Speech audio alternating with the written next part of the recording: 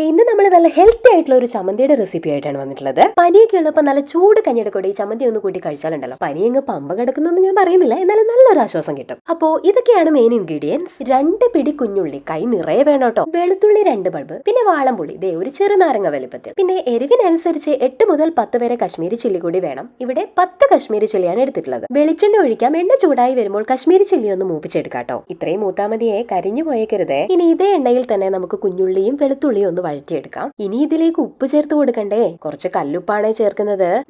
വെളിച്ചെണ്ണയിൽ ഇങ്ങനെ കിടന്നൊന്നങ്ങ് വഴന്ന് വരട്ടെ അല്ലേ. ഇനി ഒരാൾ കൂടി ചേർക്കാനില്ലേ, നമ്മുടെ വാളംപുളി. അപ്പോ പാകത്തിന് വഴന്ന് വന്നിട്ടുണ്ട്. ഇനി നമുക്ക് തീ അങ്ങ് ഓഫാക്കാവേ. അപ്പൊ ആദ്യം മൂപ്പിച്ചെടുത്ത കശ്മീരി ചില്ലി ഒന്ന് പൊടിച്ചെടുക്കാവേ. ഇനി ഇതിലേക്ക് വഴറ്റി വെച്ച ഇൻഗ്രീഡിയൻസും കൂടെ ചേർത്ത് നന്നായി ഇതുപോലെ അരച്ചങ്ങെടുക്കണം. നമ്മുടെ ചമ്മന്തി റെഡി ആയിട്ടുണ്ട്. കണ്ടില്ലേ, നല്ല വെണ്ണ പോലെ അരഞ്ഞിട്ടുണ്ട്. ഇനി കഞ്ഞിയും ചക്കയും ചമ്മന്തിയും കൂടെ കൂട്ടി ഒരു പിടി അങ്ങ് പിടിക്കട്ടെ കേട്ടോ.